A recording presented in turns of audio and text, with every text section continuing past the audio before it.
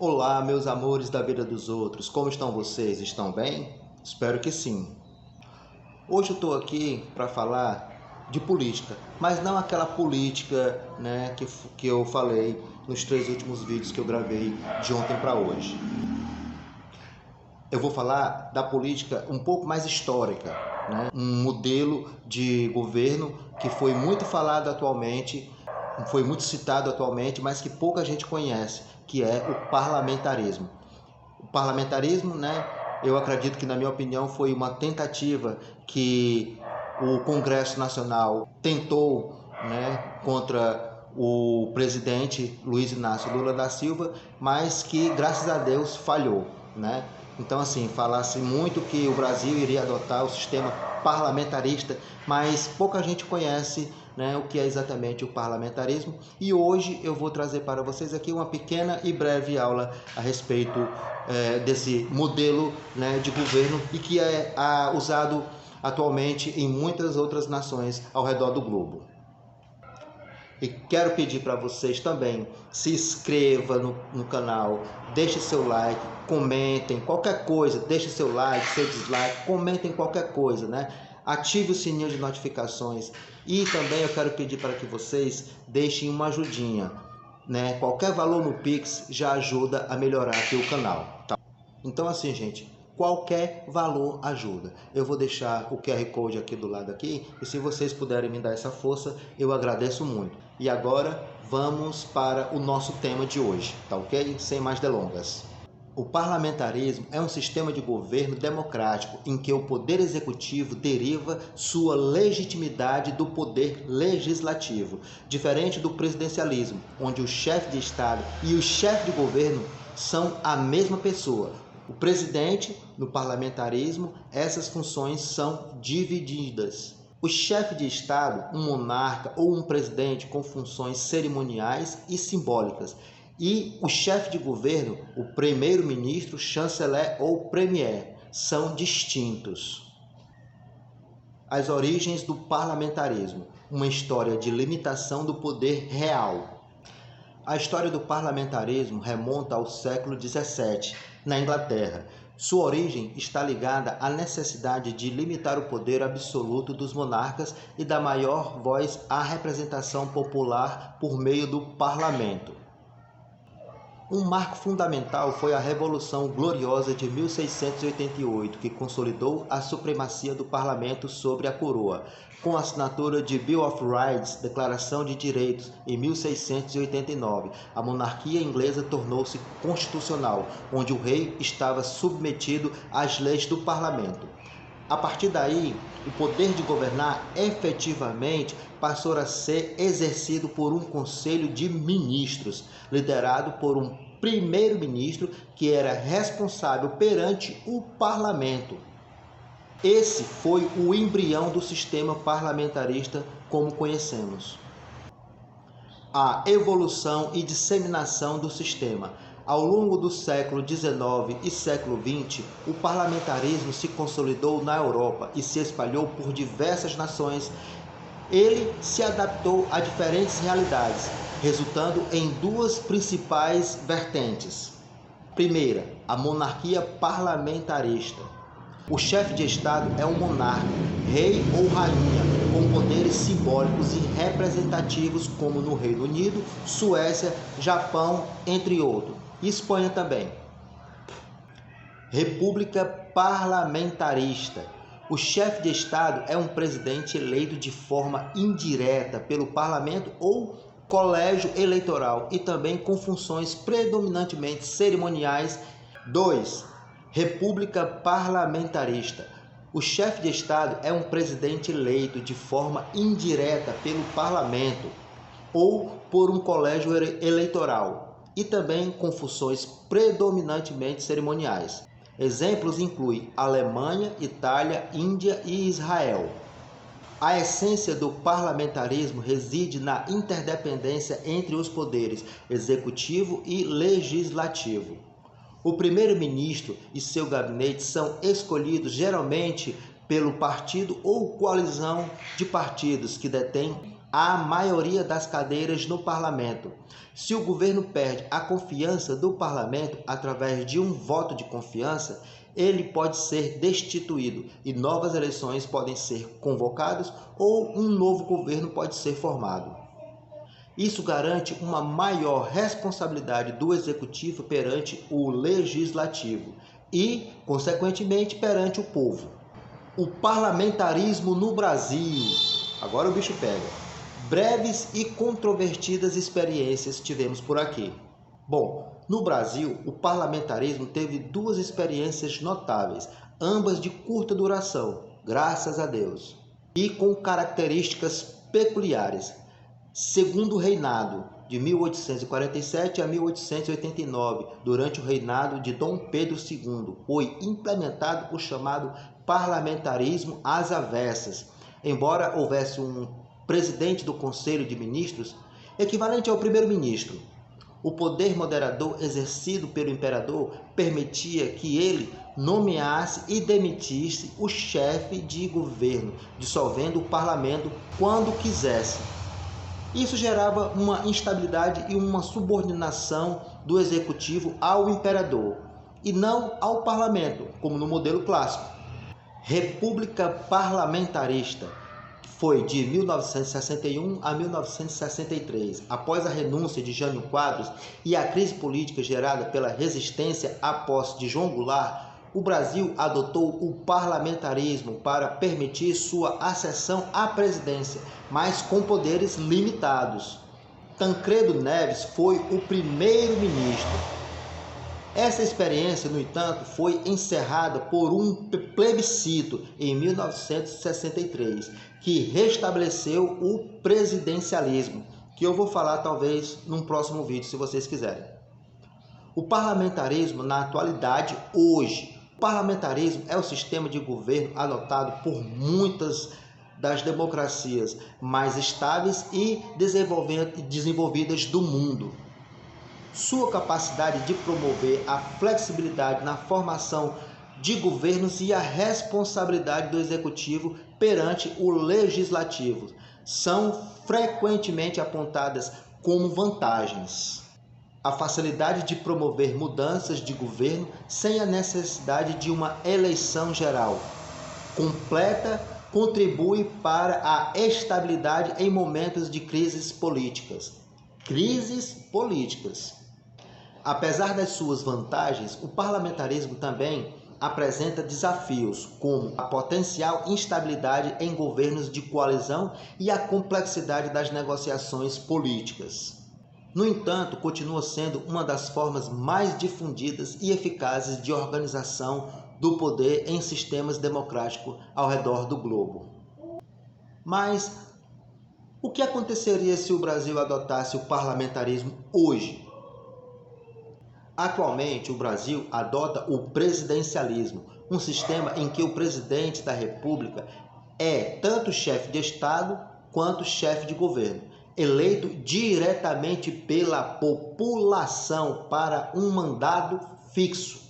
Se o parlamento se consolidasse no Brasil, haveria uma mudança significativa na estrutura e dinâmica de poder político. O que aconteceria com a consolidação do parlamentarismo? No sistema parlamentarista, a principal característica é a separação entre a chefia de Estado e a chefia de governo. O chefe de Estado geralmente seria uma figura como um presidente, eleito indiretamente ou com poderes protocolares, ou monarca, como no Reino Unido. Essa figura representaria o país, mas teria poucos poderes executivos reais. O chefe de governo seria o primeiro-ministro ou chanceler, que é o líder do partido ou coalizão de partidos, a maioria no parlamento. O primeiro-ministro e seu gabinete são responsáveis perante o legislativo. As principais mudanças seriam a formação do governo. Em vez de o presidente eleger seus ministros, o governo seria formado pelo primeiro-ministro e seu gabinete, escolhidos entre os membros do partido ou coalizão majoritária no Congresso. Relação executivo-legislativo. A relação entre o governo, poder executivo, e Congresso, poder legislativo, seria muito mais integrada. O governo dependeria do apoio da maioria dos parlamentares para se manter no poder. O voto de não confiança e moção de confiança. O parlamento teria o poder de derrubar o governo por meio de um voto de não confiança se perder a maioria. Da mesma forma, o primeiro-ministro poderia propor uma moção de confiança para testar o apoio do parlamento ao seu governo. Dissolução do parlamento. Em contrapartida, em alguns sistemas parlamentaristas, o chefe de Estado ou o primeiro-ministro pode ter o poder de dissolver o parlamento e convocar novas eleições, caso haja um impasse ou crise. Impasse ou crise.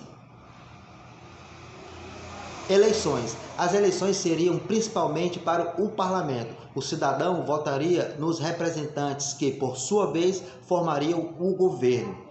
A eleição para chefe de governo não seria direta. Poder dos partidos políticos. Os partidos políticos teriam um papel ainda mais central na formação e sustentação do governo, aumentando a disciplina partidária.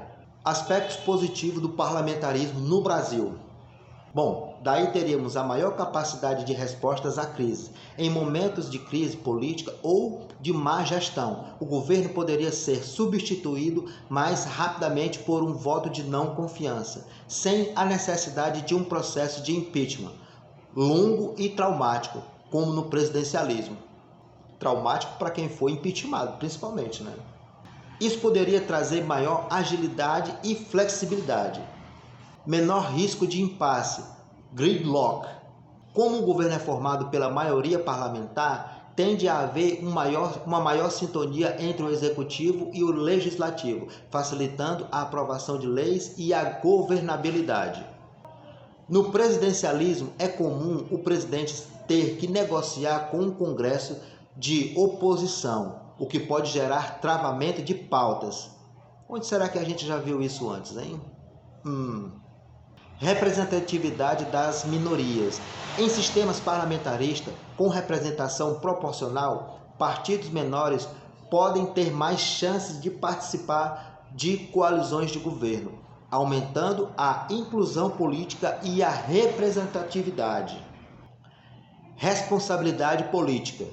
O governo é diretamente responsável perante o parlamento, o que em tese aumenta a responsabilidade e a fiscalização. Estimula a negociação e o consenso. Para formar e manter coalizões, os partidos são incentivados a negociar e buscar consensos, o que pode levar a políticas mais bem elaboradas com maior apoio. Agora vamos aos aspectos negativos do parlamentarismo no Brasil. Primeira, instabilidade governamental. A facilidade de derrubar um governo por voto de não confiança pode levar a uma alta rotatividade de gabinetes e, consequentemente, uma maior instabilidade política, especialmente em países com muitos partidos e pouca disciplina partidária, como no Brasil. Menor vínculo direto com o eleitor. O chefe de governo, o primeiro-ministro, não seria eleito pelo povo diretamente, o que poderia gerar uma percepção de distanciamento entre o eleitor e o poder executivo. Ou seja, se você gosta de viajar para visitar parentes no interior na época de votação, esquece.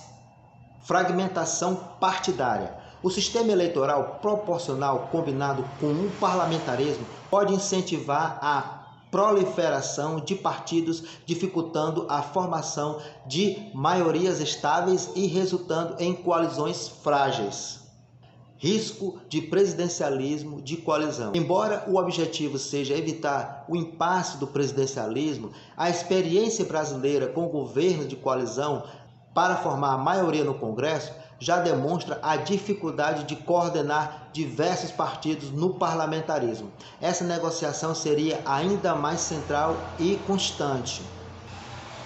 Poder excessivo das lideranças partidárias.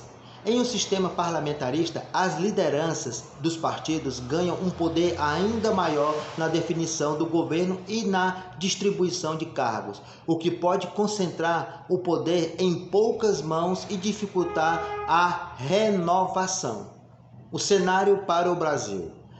A consolidação do parlamentarismo no Brasil exigiria uma profunda reforma política e cultural, dada a atual fragmentação partidária e a cultura política brasileira. Há preocupações legítimas sobre a possível instabilidade que um sistema parlamentarista traria. Muitos argumentam que o país não possui a disciplina partidária e a cultura de coalizão necessárias para o bom funcionamento desse modelo. No entanto, defensores do parlamentarismo apontam que a maior responsabilidade do executivo perante o legislativo e a possibilidade de substituição rápida de um governo impopular seriam benéficas para o país, evitando crises prolongadas como as que o presidencialismo brasileiro já enfrentou. Em um debate complexo, com argumentos válidos de ambos os lados, a implementação bem-sucedida dependeria de uma série de fatores, incluindo a capacidade de construir consensos e reformas institucionais robustas. E você? O que você acha? Bom, gente, essa foi essa minha pequena e breve aula, que eu trouxe para vocês aqui sobre o parlamentarismo. O que é que vocês acham? Vocês acham que daria certo no Brasil hoje? Vocês acham que seria benéfico para o Brasil ter toda a concentração do orçamento do país sobre o parlamento? Me digam aqui nos comentários, por favor, tá? Comentem, compartilhem, assinem o canal, ative o sininho de notificações. E eu peço mais uma vez, se puderem me ajudar com um Pix, qualquer valor ajuda. Eu vou deixar o QR Code mais uma vez aqui, tá? E eu quero agradecer a vocês, meus amores da vida dos outros, tá? Um beijo a todos, um abraço e fui. Tchau.